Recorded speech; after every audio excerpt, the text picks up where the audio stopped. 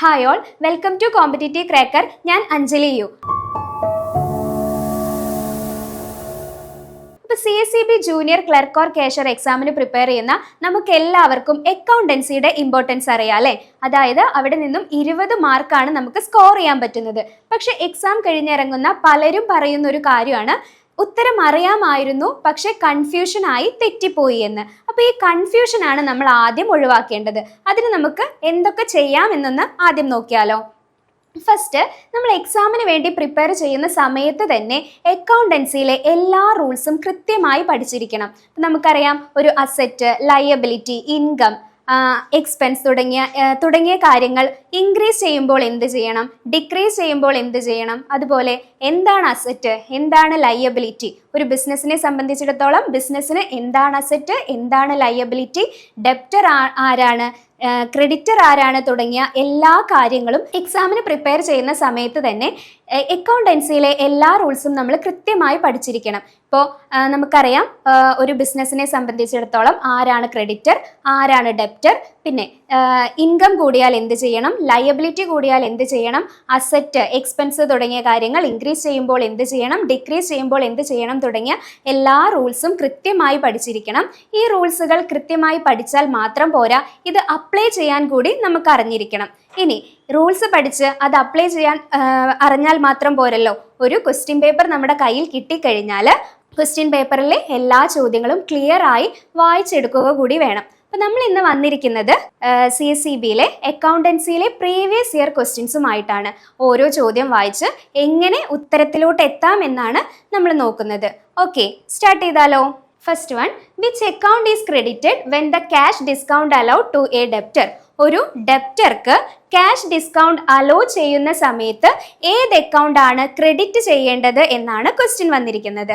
അപ്പോൾ ഈ ഒരു ചോദ്യം ആൻസർ ചെയ്യുന്നതിന് മുൻപ് ക്യാഷ് ഡിസ്കൗണ്ട് എന്താണ് എന്ന് നമുക്കറിയണം വേണ്ടേ? ക്യാഷ് ഡിസ്കൗണ്ട് എന്ന് പറഞ്ഞു കഴിഞ്ഞാൽ ഒരു എക്സാമ്പിളിലൂടെ തന്നെ പറഞ്ഞു തരാം. ഞാൻ ഒരു 20,000 രൂപ നിങ്ങൾക്ക് തരികയാണ്. അതായത് ഞാൻ ക്രെഡിറ്റർ, നിങ്ങൾ ഡെപ്റ്റർ, അങ്ങനെയാണ് വരുന്നത് അല്ലേ?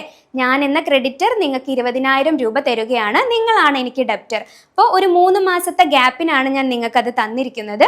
നിങ്ങൾ എന്ത് ചെയ്യണം? ഈ 3 മാസത്തിനുള്ളിൽ എനിക്കത് തിരിച്ചു തരണം വേണ്ടേ? അപ്പോൾ പക്ഷേ എന്ത് ചെയ്തു? പറഞ്ഞതിനും നേരത്തെ തന്നെ നിങ്ങൾ എനിക്ക് ഒരു 2 മാസം ആവുമ്പോഴേക്കും നിങ്ങൾ എനിക്ക് ആ പണം തിരിച്ചു തരുവാണ് ചെയ്യുന്നത്. അപ്പോൾ എനിക്ക് എന്തായി? ഞാൻ ഹാപ്പി ആയല്ലേ? പറഞ്ഞ ദിവസത്തിന് മുൻപ് എനിക്ക് പണം കിട്ടി, ഞാൻ ഹാപ്പി ആയി. അപ്പോൾ ഞാൻ നിങ്ങൾക്ക് തരുന്ന, ഞാൻ എന്ന ക്രെഡിറ്റർ നിങ്ങൾ എന്ന ഡെപ്റ്റർക്ക് അലോ ചെയ്യുന്ന ഒരു ഡിസ്കൗണ്ടിനെയാണ് ക്യാഷ് ഡിസ്കൗണ്ട് എന്ന് പറയുന്നത് കേട്ടോ. അതായത് ക്രെഡിറ്റർ ഡെപ്റ്റർക്ക് കൊടുക്കുകയാണ്. എപ്പോൾ? പേയ്മെന്റ് നടത്തുമ്പോൾ അല്ലേ? ഡെപ്റ്റർ പണം തരുന്ന സമയത്ത്, പേയ്മെന്റ് നടത്തുന്ന സമയത്ത് ക്രെഡിറ്റർ ഡെപ്റ്റർക്ക് കൊടുക്കുന്ന ഡിസ്കൗണ്ടിനെയാണ് ക്യാഷ് ഡിസ്കൗണ്ട് എന്ന് പറയുന്നത് കേട്ടോ. ക്യാഷ് ഡിസ്കൗണ്ട് എന്ന് പറയുന്നത് ഇത് എന്തിനു വേണ്ടിയാണ്? പ്രോംപ്റ്റ് പേയ്മെന്റിന് വേണ്ടി കേട്ടോ. അതായത് പെട്ടെന്ന് പണം തരുന്നതിന് വേണ്ടി ക്രെഡിറ്റർ അലോ ചെയ്യുന്ന ഒരു ഡിസ്കൗണ്ടിനെയാണ് ക്യാഷ് ഡിസ്കൗണ്ട് എന്ന് പറയുന്നത്. ഇനി നമുക്ക് ക്വസ്റ്റ്യനിലോട്ട് നോക്കാം. ഇപ്പൊ ക്യാഷ് ഡിസ്കൗണ്ട് എന്താണ് എന്ന് നിങ്ങൾക്ക് ഓക്കെ ആയി. അപ്പൊ ചോദ്യം എന്തായിരുന്നു? ക്യാഷ് ഡിസ്കൗണ്ട് അലോ ചെയ്യുന്ന സമയത്ത്, ഡെപ്റ്റർക്ക് ക്യാഷ് ഡിസ്കൗണ്ട് അലോ ചെയ്യുന്ന സമയത്ത് ഏത് അക്കൗണ്ട് ആണ് ക്രെഡിറ്റ് ചെയ്യേണ്ടത് എന്നായിരുന്നു ക്വസ്റ്റ്യൻ വന്നത്. അപ്പോൾ ഈ ക്വസ്റ്റ്യൻ ആൻസർ ചെയ്യണമെങ്കിൽ നമുക്ക് ജേണൽ എൻട്രി അറിഞ്ഞിരിക്കണം അല്ലേ? ജേണൽ എൻട്രി അറിഞ്ഞിരിക്കണം. അപ്പോൾ ഇങ്ങനെ ഒരു ചോദ്യം കയ്യിൽ കിട്ടിക്കഴിഞ്ഞാൽ നമ്മൾ ആദ്യം ജേണൽ എൻട്രിയാണ് അറിഞ്ഞിരിക്കേണ്ടത് കേട്ടോ. അപ്പോൾ നമുക്ക് നോക്കാം എന്താണ് ക്യാഷ് ഡിസ്കൗണ്ട് ഡെപ്റ്റർക്ക് അലോ ചെയ്യുന്ന സമയത്ത് ഏത് അക്കൗണ്ടിനെയാണ് ക്രെഡിറ്റ് ചെയ്യേണ്ടത് എന്നാണ് ക്വസ്റ്റ്യൻ കേട്ടോ. അപ്പോൾ ഒരു ക്വസ്റ്റ്യൻ പേപ്പർ നമ്മുടെ കയ്യിൽ കിട്ടിക്കഴിഞ്ഞാൽ ഞാൻ പറഞ്ഞിരുന്നു ചോദ്യങ്ങൾ ക്ലിയർ ആയി വായിച്ചെടുക്കണമെന്ന് കേട്ടോ. അതിൻ്റെ ഒരു ഭാഗമായിട്ടാണ് നമ്മുടെ കയ്യിൽ ക്വസ്റ്റ്യൻ പേപ്പർ കിട്ടിക്കഴിഞ്ഞാൽ നമ്മൾ അണ്ടർലൈൻ ചെയ്ത് ക്ലിയർ ആയി വായിച്ചെടുക്കുക. ഇവിടെ എന്താണ്? ഡെപ്റ്റർക്ക് ക്യാഷ് ഡിസ്കൗണ്ട് അലോ ചെയ്യുന്ന സമയത്ത് ഏത് അക്കൗണ്ട് ക്രെഡിറ്റ് ചെയ്യണമെന്നാണ് ചോദ്യം വരുന്നത്. സോ ഇത്രയും കാലം നമുക്കറിയാം, ഞാൻ നിങ്ങൾക്ക് പണം തന്നു, നിങ്ങൾ എനിക്ക് ഡെപ്റ്റർ ആണല്ലേ. ഡെപ്റ്റർ എന്ന് വെച്ചാൽ എന്താണ്? ഇനി എന്നെ സംബന്ധിച്ചിടത്തോളം ഇന്നല്ലെങ്കിൽ നാളെ നിങ്ങൾ ആ പണം എനിക്ക് തരും. അതുകൊണ്ട് നിങ്ങൾ എനിക്ക് അസറ്റ് ആയിരുന്നു, ഡെപ്റ്റർ എന്ന അസറ്റ് ആയിരുന്നു. ഇവിടെ ക്യാഷ് ഡിസ്കൗണ്ട് അലോ ചെയ്യാണല്ലേ. ക്യാഷ് ഡിസ്കൗണ്ട് അലോ ചെയ്യണമെങ്കിൽ എന്ത് വേണം? ഡെപ്റ്റർ എനിക്ക് പണം കൊണ്ടുവന്ന് തരണം. പേയ്മെന്റ് നടത്തുന്ന സമയത്താണ് ക്യാഷ് ഡിസ്കൗണ്ട് അലോ ചെയ്യുന്നത്. പേയ്മെന്റ് നടത്തുക എന്ന് പറയുമ്പോൾ നിങ്ങൾ എന്താണ്? ക്രെഡിറ്റർ എന്ന എനിക്ക് എൻ്റെ കയ്യിൽ നിന്ന് നിന്നും വാങ്ങിയ ആ 20,000 രൂപ കൊണ്ടുവന്ന് തന്നു. അപ്പോൾ എൻ്റെ കയ്യിലോട്ട് എന്ത് വന്നു? എൻ്റെ കയ്യിലോട്ട് ക്യാഷ് വന്നല്ലേ? ക്യാഷ് വന്നു. ക്യാഷ് ഡിസ്കൗണ്ട് അലോ ചെയ്യേണ്ടത് എപ്പോഴാണ്?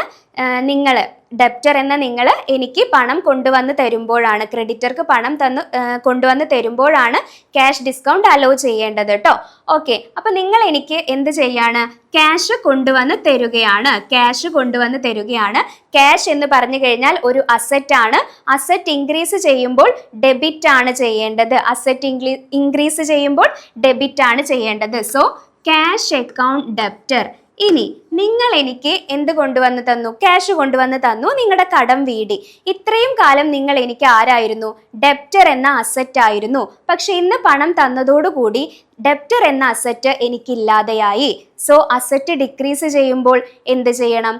അസറ്റ് ഡിക്രീസ് ചെയ്യുമ്പോൾ ക്രെഡിറ്റ് ചെയ്യണം. അസറ്റ് ഡിക്രീസ് ചെയ്യുമ്പോൾ ക്രെഡിറ്റ് ചെയ്യണം. അപ്പോൾ ഡെപ്റ്ററിനെ നമ്മൾ എന്ത് ചെയ്തു?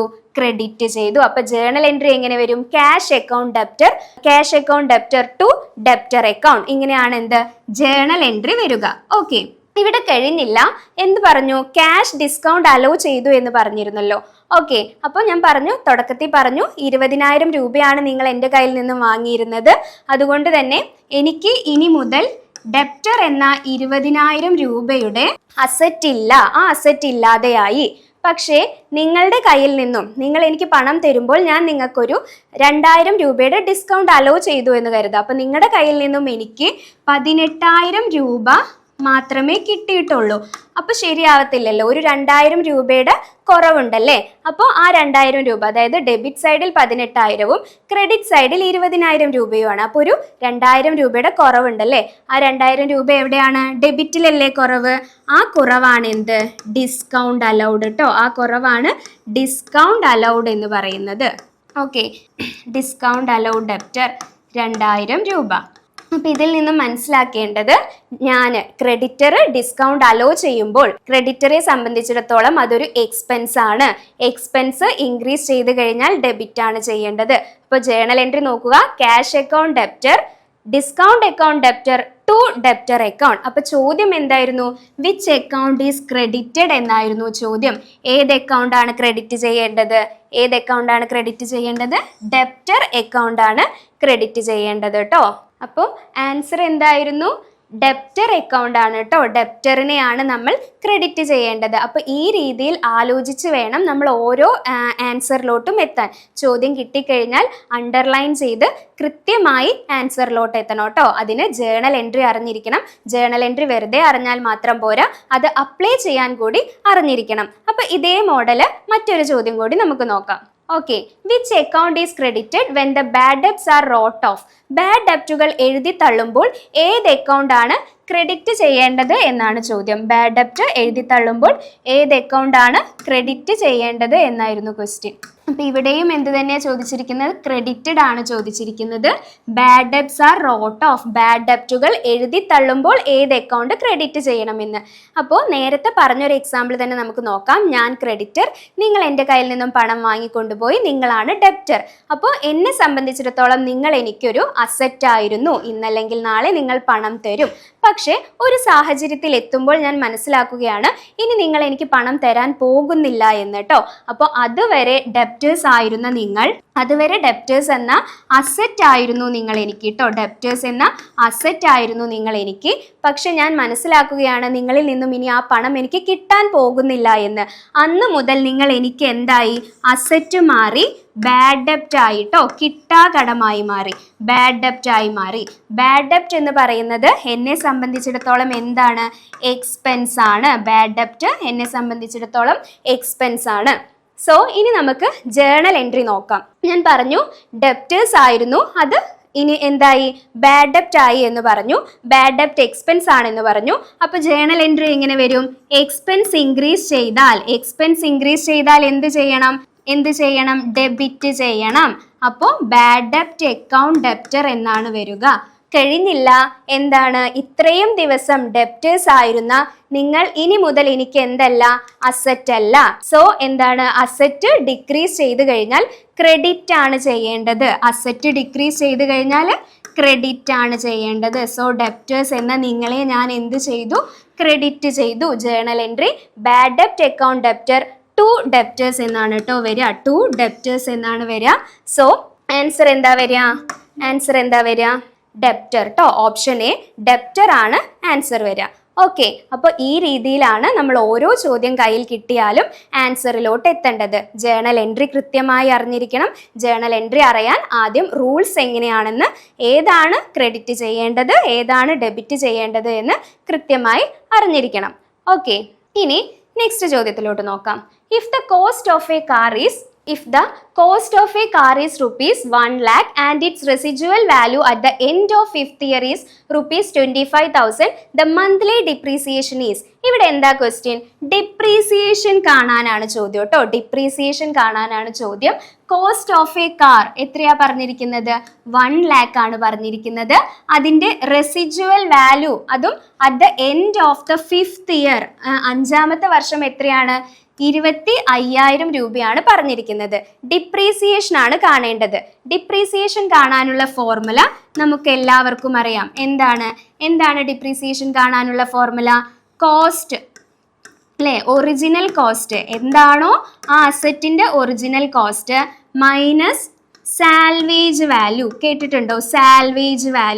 സാൽവേജ് വാല്യൂവിനെ നമ്മൾ ഇവിടെ പറഞ്ഞ റെസിജുവൽ വാല്യൂ എന്നും പറയൂ കേട്ടോ. അപ്പോൾ original cost minus salvage value divided by useful life. ഇതാണ് എന്ത്? ഡിപ്രീസിയേഷൻ കാണാനുള്ള ഫോർമുല എന്ന് പറയുന്നത്. അപ്പോൾ ഈ ഫോർമുല അറിഞ്ഞാൽ നമുക്ക് ആൻസറിലോട്ട് എത്താൻ പറ്റൂ അല്ലേ. ഒറിജിനൽ കോസ്റ്റ് എത്രയാണ്? 1 lakh ആണ്. ഓക്കെ, മൈനസ് റെസിജുവൽ വാല്യൂ എത്രയാണ്? 25,000 ആണ്. ഡിവൈഡഡ് ബൈ 5th ഇയർ അല്ലേ, 5 വർഷമാണ് ഇതിന്റെ യൂസ്ഫുൾ ലൈഫ് എന്ന് പറയുന്നത്. ഓക്കെ, അപ്പൊ നമുക്ക് എത്ര കിട്ടും? 15,000 രൂപ കിട്ടും. സോൾവ് ചെയ്ത് വരുമ്പോൾ 15,000 കിട്ടും. ഓക്കെ, അപ്പോൾ ഓപ്ഷൻ എ ആണെന്ന് കരുതും. അല്ല, ഓപ്ഷൻ എ അല്ല. ഇതാണ് ഫസ്റ്റ് പറഞ്ഞതുപോലെ ചോദ്യം കൃത്യമായി വായിക്കണം എന്ന് പറഞ്ഞത്. മന്ത്ലി ഡിപ്രീസിയേഷൻ ആണ് കാണാൻ പറഞ്ഞിരിക്കുന്നത് കേട്ടോ. മന്ത്ലി ഡിപ്രീസിയേഷൻ ഒരു ക്വസ്റ്റ്യനിലെ ഒരു ഭാഗം പോലും വിട്ട് കളയാൻ പാടില്ല. അപ്പോൾ മന്ത്ലി ഡിപ്രീസിയേഷൻ കാണുമ്പോൾ എങ്ങനെയാണ്? 15,000ന്റെ എന്ത് ചെയ്യണം? 12 കൊണ്ട് ഹരിക്കണം കേട്ടോ. അപ്പോൾ ആൻസർ എന്തായിരിക്കും? പറഞ്ഞ് ആൻസർ എന്തായിരിക്കും? ഓപ്ഷൻ ഡി ആണ് വരിക കേട്ടോ. 1250 രൂപ. അപ്പോൾ ഒരു ചോദ്യം കിട്ടിക്കഴിഞ്ഞാൽ ആ ക്വസ്റ്റ്യനിൽ എന്തൊക്കെ പറഞ്ഞിട്ടുണ്ട് എന്ന് കൃത്യമായി വായിച്ചിരിക്കണം. ഓക്കെ, ഇനി നെക്സ്റ്റ് ചോദ്യത്തിലോട്ട് പോയാലോ. When cash sales are made by consignee the account to be credited in consignee's book. എന്താണ്? ഇതൊരു കൺസൈൻമെന്റിൽ നിന്നുള്ള ചോദ്യമാണ് കേട്ടോ. കൺസൈൻമെന്റ് നമുക്ക് എല്ലാവർക്കും അറിയാം. കൺസൈൻമെന്റ് എന്താണെന്ന് അറിയില്ല. അപ്പോൾ ആ കൺസൈൻമെന്റിൽ നിന്നുള്ള ഒരു ചോദ്യമാണിത്. ഓക്കെ, ക്യാഷ് സെയിൽസ് കൺസൈനിയാണ് നടത്തിയിരിക്കുന്നത് കേട്ടോ. കൺസൈനി അത് നമുക്കറിയാം. കൺസൈൻമെന്റിൽ സെയിൽ നടത്തുന്നത് ആരാണ്? കൺസൈനി ആണല്ലേ. കൺസൈനർ എന്ന ഓണർ ആള് പ്രൊഡ്യൂസ് ചെയ്തിട്ടുള്ള ഗുഡ്സ് കൺസൈനി എന്ന ഏജന്റിന് ഏൽപ്പിക്കും വിൽക്കാൻ വേണ്ടി, സെയിൽ നടത്താൻ വേണ്ടിയിട്ട്. അപ്പൊ എന്താണ്? കൺസൈനി ക്യാഷ് സെയിൽസ് നടത്തിയിട്ടുണ്ട്. ചോദ്യം എന്താണ്? ക്യാഷ് സെയിൽ അങ്ങനെ നടത്തി കഴിഞ്ഞാൽ കൺസൈനിയുടെ ബുക്കിൽ എന്ത് ക്രെഡിറ്റ് ചെയ്യും എന്നാണ് ചോദ്യം. അല്ലെ. അപ്പൊ എന്താ ക്രെഡിറ്റ് ചെയ്യുക? കൺസൈനി ക്യാഷ് സെയിൽ നടത്തി കഴിഞ്ഞാൽ കൺസൈനിക്ക് എന്ത് കിട്ടും? ക്യാഷ് കിട്ടും അല്ലെ. ക്യാഷ് സെയിൽസ് നടത്തി കഴിഞ്ഞാൽ ക്യാഷ് കിട്ടും. ക്യാഷ് എന്താണ്? അസറ്റ് ആണ്. കൺസൈനിയുടെ കയ്യിൽ എന്ത് വന്നു? ക്യാഷ് എന്ന അസറ്റ് വന്നു. അസറ്റ് ഇൻക്രീസ് ചെയ്ത് കഴിഞ്ഞാൽ എന്താ ചെയ്യേണ്ടത്? ഡെബിറ്റ് ആണ് ചെയ്യേണ്ടത്. അപ്പോൾ ക്യാഷ് അക്കൗണ്ട് ഡെപ്റ്റർ. ഓക്കെ, അത് ഓക്കെ ആയി. ഇവിടെ എന്താ പറഞ്ഞിരിക്കുന്നത്? കൺസൈനിയുടെ ബുക്കിൽ എന്ത് ക്രെഡിറ്റ് ചെയ്യും എന്നാണ് ചോദ്യം. ഇനി ഈ ക്യാഷ് കൺസൈനിക്ക് കിട്ടിക്കഴിഞ്ഞാൽ ഈ ക്യാഷും വെച്ച് ഇരിക്കാൻ പറ്റുമോ കൺസൈനിക്ക്? അത് കൺസൈനിയുടെ ക്യാഷ് അല്ല അല്ലെ. കൺസൈനറുടെ ഗുഡ്സ് ആണ് കൺസൈനി സെയിൽ നടത്തിയിരിക്കുന്നത്. അതുകൊണ്ട് തന്നെ എന്ത് ചെയ്യണം? കൺസൈനർക്ക് അത് തിരിച്ചു കൊടുക്കണം. അപ്പോൾ എന്താണ് ഇവിടെ ഉണ്ടാവുന്നത്? ഒരു ക്യാഷ് സെയിൽ നടന്നു കഴിഞ്ഞാൽ കൺസൈനിക്ക് ഒരു ലയബിലിറ്റി കൂടെ ഉണ്ടാവുകയാണ്. ആ സെയിൽ നടന്ന എമൗണ്ട് കൺസൈനർക്ക് തിരിച്ചു കൊടുക്കണ്ടേ? അതുകൊണ്ട് കൺസൈനർ എന്ന ഒരു ലയബിലിറ്റി കൂടെ ഇവിടെ ഉണ്ടാവുകയാണ് കേട്ടോ. കൺസൈനർ എന്നൊരു ലയബിലിറ്റി കൂടെ ഇവിടെ ഉണ്ടാവുകയാണ്. അതുകൊണ്ട് തന്നെ ജേണൽ എന്തായിരിക്കും? Cash account debtor to consignor account. എങ്ങനെയാണെന്ന് മനസ്സിലായില്ലേ? സെയിൽ നടക്കുന്നു, ക്യാഷ് സെയിൽ നടക്കുന്നു, ക്യാഷ് കയ്യിലോട്ട് വരുന്നു. ഈ ക്യാഷ് കൺസൈനിക്ക് എടുക്കാൻ പറ്റില്ല, അതെന്ത് ചെയ്യണം? കൺസൈനറിനെ ഏൽപ്പിക്കണം. കൺസൈനറിനെ ഏൽപ്പിക്കുന്നത് വരെ കൺസൈനർ ആരാണ്? കൺസൈനിക്ക് ലയബിലിറ്റി ആണ്, ബാധ്യതയാണ്. ലയബിലിറ്റി ഇൻക്രീസ് ചെയ്താൽ ക്രെഡിറ്റ് ആണ് ചെയ്യേണ്ടത്. ക്വസ്റ്റ്യൻ എന്താണ്? ഏത് അക്കൗണ്ട് ക്രെഡിറ്റ് ചെയ്യും എന്നായിരുന്നു ക്വസ്റ്റ്യൻ അല്ലേ? അപ്പൊ ആൻസർ എന്താ വരിക? ഓപ്ഷൻ സി ആണ് ആൻസർ വരിക. ഓക്കെ, അപ്പോൾ കൺസൈൻമെന്റിൽ നിന്നും അതുപോലെ തന്നെ ബിൽ ഓഫ് എക്സ്ചേഞ്ചിൽ നിന്നും എല്ലാം ഇതുപോലെ ഒത്തിരി ചോദ്യങ്ങൾ വരുന്നതാണ്. ജേണൽ എൻട്രി കൃത്യമായി പഠിച്ചാൽ മാത്രമേ നമുക്ക് ആൻസറിലോട്ട് എത്താൻ പറ്റൂ. കുറേ ക്വസ്റ്റ്യൻ കാണാതെ പഠിച്ചതുകൊണ്ട് കാര്യമില്ല. ഏത് ഡെബിറ്റ് ചെയ്യണം, ഏത് ക്രെഡിറ്റ് ചെയ്യണം എന്ന് ചോദിച്ചു കഴിഞ്ഞാൽ ജേണൽ എൻട്രി അറിഞ്ഞിരിക്കണം. ജേണൽ എൻട്രി അറിയാതെ കാണാതെ പഠിച്ചാൽ, ഇപ്പം നമ്മൾ ക്രെഡിറ്റ് പഠിച്ചു പോയി, അവിടെ ഡെബിറ്റ് ആയിരിക്കും ചോദിക്കുന്നുണ്ടാവുക. ഓക്കെ, നമുക്ക് അടുത്ത ചോദ്യം നോക്കിയാലോ? If Ram's acceptance that was endorsed by us to Selim is dishonored, the amount should be debited to our book too.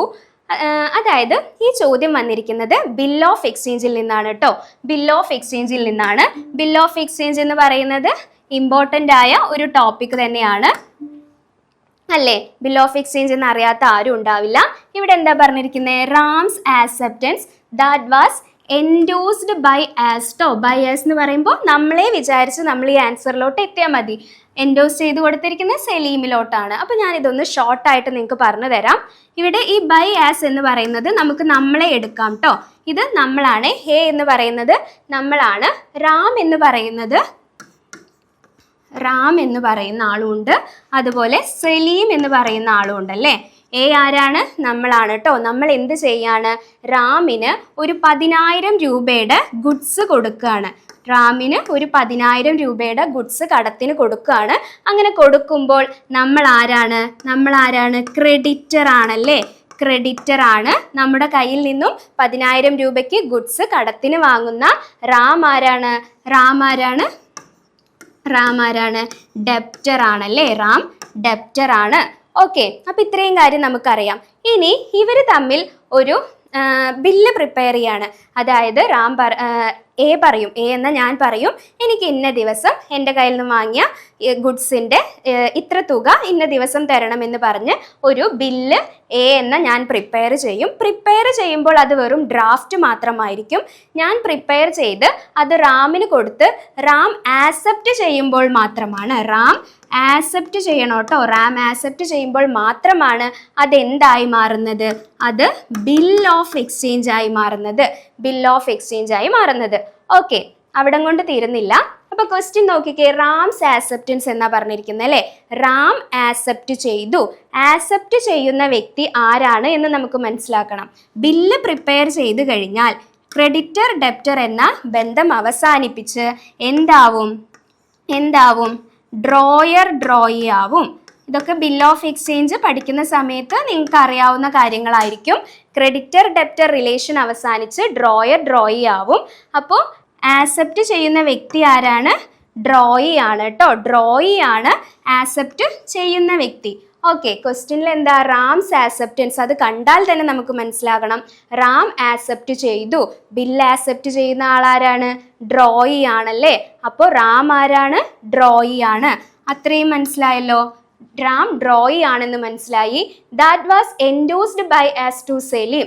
Ram accept ചെയ്ത ആ ബില്ല് നമ്മൾ സെലീമിന് എൻഡോസ് ചെയ്ത് കൊടുത്തു എന്നാ പറയുന്നത്. ബിൽ ഓഫ് എക്സ്ചേഞ്ചിൽ കൂടെ പഠിക്കേണ്ട ഒരു കാര്യമാണ് എൻഡോസ്മെന്റ് അല്ലേ? എന്താണ്? ഞാൻ റാമിന് 10,000 രൂപയുടെ ഗുഡ്സ് കൊടുത്തു. എനിക്കാണെങ്കിലോ സെലീമിന് ഒരു 10,000 രൂപ കൊടുക്കാനുണ്ട്. അപ്പം എൻ്റെ കയ്യിൽ ഞാനും റാമും പ്രിപ്പയർ ചെയ്ത ബില്ല് മാത്രമേ ഇരിക്കുന്നുള്ളൂ, ക്യാഷ് ഇരിക്കുന്നില്ല. പക്ഷെ എനിക്കൊരു കടം കൊടുക്കാനുള്ള വ്യക്തിയുണ്ട്, സെലീമുണ്ട്. സെലീമിന് പൈസ പെട്ടെന്ന് ആവശ്യം വന്നു കഴിഞ്ഞാൽ എനിക്ക് എന്ത് ചെയ്യാം? ഞാനും റാമും പ്രിപ്പയർ ചെയ്ത് വെച്ച ബില്ല് സെലീമിന് എന്ത് ചെയ്തു കൊടുക്കാം? എൻഡോസ് ചെയ്ത് കൊടുക്കാം അല്ലേ? സെലീമിന് എൻഡോസ് ചെയ്ത് കൊടുക്കാം. ഓക്കെ, അങ്ങനെ എൻഡോസ് ചെയ്ത് കൊടുക്കുമ്പോൾ ഞാൻ ആരാവാണ്?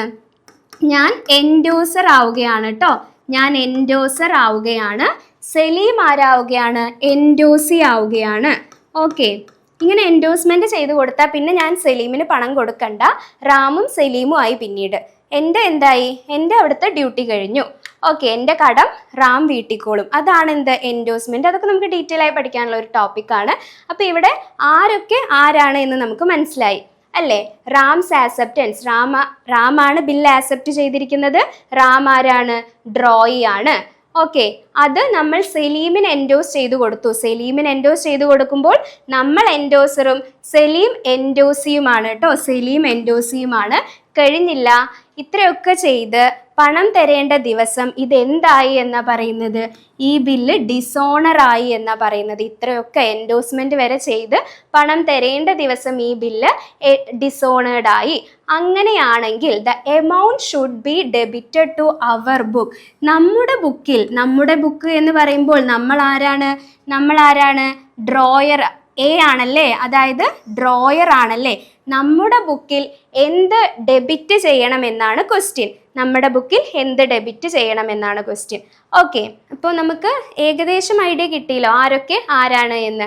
അപ്പോൾ നമ്മുടെ ബുക്ക്, അതായത് ഡ്രോയറുടെ ബുക്കിൽ എന്ത് ഡെബിറ്റ് ചെയ്യണമെന്നായിരുന്നു ചോദ്യം. അപ്പോൾ നമുക്ക് എന്തായി? ബില്ല് ഡിസോണർ ആയതോടുകൂടി നമ്മൾ എന്ത് ചെയ്ത് വെച്ചിട്ടുണ്ട്? എൻഡോസ് ചെയ്ത് വെച്ചു അല്ലേ? എനിക്ക് സലീം എന്നൊരു കടക്കാരൻ, ക്രെഡിറ്റർ ഉണ്ടായിരുന്നു. എൻഡോസ് ചെയ്തു, പക്ഷെ ബില്ല് ഡിസോണർ ആയി. ഇനി എന്താണ്? ഇനി ഞാൻ ആൾക്ക് പണം കൊടുക്കുക തന്നെ വേണം. ബില്ലിൽ നിന്നും പണം പോവത്തില്ല അല്ലേ? ബില്ലിൽ നിന്നും പണം പോവില്ല, ഞാൻ പണം കൊടുക്കുക തന്നെ വേണം. അതുകൊണ്ട് എന്തായി? എനിക്ക് സലീം എന്ന ക്രെഡിറ്റർ വീണ്ടും തിരിച്ചു വന്നു. സലീം എന്ന ക്രെഡിറ്റർ, അതായത് സലീം എന്ന ലയബിലിറ്റി എനിക്ക് വീണ്ടും തിരിച്ചു വന്നു. സലീം മാത്രമാണോ തിരിച്ചു വന്നത്? അല്ലല്ലോ. ബില്ല് എഴുതി, നമ്മൾ ബില്ലൊക്കെ പ്രിപ്പയർ ചെയ്തിരുന്നു, ബില്ല് ഡിസോണർ ആയി. അതുകൊണ്ട് റാം എന്ന ഡെപ്റ്ററും എനിക്ക് വീണ്ടും തിരിച്ചു വന്നു അല്ലേ? റാം എന്ന ഡെപ്റ്ററിനെയും എനിക്ക് തിരിച്ചു കിട്ടി. എനിക്ക് തിരിച്ചു കിട്ടി. ഓക്കെ, അപ്പോൾ റാം എനിക്കിനി പണം തരാനുണ്ട്, സലീമിന് ഞാൻ പണം കൊടുക്കാനുമുണ്ട്. എല്ലാം ചെയ്തു വെച്ചെങ്കിലും ഡിസോണർ ആയതോടുകൂടി എല്ലാം വീണ്ടും പഴയതുപോലെയായി. അപ്പോൾ ജേണൽ എൻട്രി എന്തായിരിക്കും? ഡെപ്റ്റർ ആരാണ്? അസറ്റ് ആണല്ലേ. അപ്പോൾ അസറ്റിനെ എന്ത് ചെയ്യണം? ഡെബിറ്റ് ചെയ്യണം. അപ്പോൾ Ram's account debtor to Salim account debtor. Salim എന്ന ബാധ്യത വീണ്ടും തിരിച്ചു വന്നില്ലേ? ലയബിലിറ്റി വന്നു കഴിഞ്ഞാൽ എന്ത് ചെയ്യണം? ക്രെഡിറ്റ് ചെയ്യണം. ജേണൽ എൻട്രി എന്ന് പറയുന്നത് Ram's account debtor to Salim's account ആണ് കേട്ടോ. അപ്പൊ ചോദ്യം എന്തായിരുന്നു? എന്ത് ഡെബിറ്റ് ചെയ്യണം എന്നായിരുന്നു അല്ലേ? എന്താണ് ഡെബിറ്റ് ചെയ്യേണ്ടത്? റാംസ് അക്കൗണ്ടിനെ അല്ലേ ഡെബിറ്റ് ചെയ്യേണ്ടത്. ഓക്കെ, അപ്പോൾ നമ്മൾ ഒരു ആൻസറിലോട്ട് എത്തണമെങ്കിൽ എന്താണ് ഇതിൻ്റെ എല്ലാം റൂള് എന്ന് കൃത്യമായി പഠിച്ചിരിക്കണം.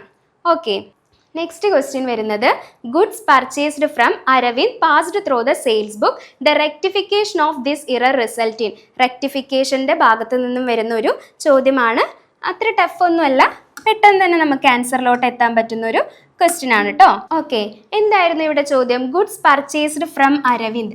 അരവിന്ദിൽ നിന്നും ഗുഡ്സ് പർച്ചേസ് ചെയ്തു കേട്ടോ. നമുക്കറിയാം ഡെബിറ്റ് സൈഡും ക്രെഡിറ്റ് സൈഡും. ഡെബിറ്റ് സൈഡിലാണ് എന്ത് എഴുതുക? പർച്ചേസ് എന്ന് എഴുതുക. ക്രെഡിറ്റ് സൈഡിലാണ് എന്ത്? സെയിൽസും വരിക. ഇത്രയും ബേസായ കാര്യം നമുക്കറിയാം. Goods purchased from Aravind. അരവിന്ദിൽ നിന്നും ഗുഡ്സ് പർച്ചേസ് ചെയ്തു അല്ലേ? പർച്ചേസ് ചെയ്താൽ ഇവിടെ ആയിരുന്നു കാണിക്കേണ്ടത്. പക്ഷെ എന്താ ഇവിടെ പറഞ്ഞിരിക്കുന്നത്? Passed through the sales book. Sales ബുക്കിലൂടെ പാസ് ചെയ്തു എന്നാ പറഞ്ഞത്. ഇവിടെ കാണിക്കുന്നതിന് പകരം എവിടെ കാണിച്ചു? ക്രെഡിറ്റ് സൈഡിൽ കാണിച്ചു, സെയിലായി കാണിച്ചു എന്നാ പറയുന്നത്. സെയിലായി കാണിച്ചു കഴിഞ്ഞാൽ ഓട്ടോമാറ്റിക്കലി എന്താണ് ഇൻക്രീസ് ചെയ്യുക? നമുക്ക് പ്രോഫിറ്റ് ഇൻക്രീസ് ചെയ്യല്ലേ ചെയ്യുക? പ്രോഫിറ്റ് ഇൻക്രീസ് ചെയ്യുകയാണ് ചെയ്യുക. പർച്ചേസിൽ എഴുതേണ്ടത് സെയിലിൽ എഴുതി കഴിഞ്ഞാൽ നമുക്ക് ഇൻകം വന്നു എന്ന് പറഞ്ഞ് പ്രോഫിറ്റ് ഇൻക്രീസ് ചെയ്യും. ചോദ്യം എന്തായിരുന്നു? Rectification of this error result in. ഇതിനെ റെക്ടിഫൈ ചെയ്ത് കഴിഞ്ഞാൽ റിസൾട്ട് എന്താണ് എന്നാണ് ചോദ്യം. പ്രോഫിറ്റ് ഇൻക്രീസ് ചെയ്തു, അതിനെ റെക്ടിഫൈ ചെയ്ത് കഴിഞ്ഞാൽ എന്തായിരിക്കും? തെറ്റ് തിരുത്തി കഴിഞ്ഞാൽ പ്രോഫിറ്റ് തിരിച്ച് എന്ത് തന്നെയാവും? ഡിക്രീസ് തന്നെയാവും അല്ലേ? അപ്പോൾ ആൻസർ എന്തായിരിക്കും? ഡിക്രീസ് ഇൻ ഗ്രോസ് പ്രോഫിറ്റ് കേട്ടോ. ചോദ്യം കൃത്യമായി വായിച്ചു വേണം ആൻസറിലോട്ട് എത്താൻ. ഓക്കെ, അപ്പോൾ ഇവിടെ പറഞ്ഞതുപോലെ ഇനി കണക്കുകൂട്ടലുകളൊന്നും തെറ്റത്തില്ല. നമ്മുടെ CSEB mission 2026 6 month batch 3 month batch admission start ചെയ്തിട്ടുണ്ട്. ഇപ്പോൾ നമ്മളിപ്പോൾ ഈ പറഞ്ഞതുപോലെ ബേസ് മുതൽ മെയിൻ ടോപ്പിക്സ് വരെയും എല്ലാം കൃത്യമായി പറഞ്ഞു തരുന്നതായിരിക്കും. അപ്പോൾ അഡ്മിഷനുമായി ബന്ധപ്പെട്ട് സ്ക്രീനിൽ കാണുന്ന 8921440580 എന്ന നമ്പറുമായി കോൺടാക്റ്റ് ചെയ്യേണ്ടതാണ്. അഡ്മിഷനുമായി ബന്ധപ്പെട്ട കൂടുതൽ കാര്യങ്ങൾ ഡിസ്ക്രിപ്ഷൻ ബോക്സിൽ കൂടി നൽകുന്നതായിരിക്കും. വീഡിയോ ഇഷ്ടപ്പെട്ട് കഴിഞ്ഞാൽ ചാനൽ സബ്സ്ക്രൈബ് ചെയ്യുക, നിങ്ങളുടെ കൂട്ടുകാരിലേക്ക് കൂടി ഷെയർ ചെയ്തു കൊടുക്കുക. താങ്ക്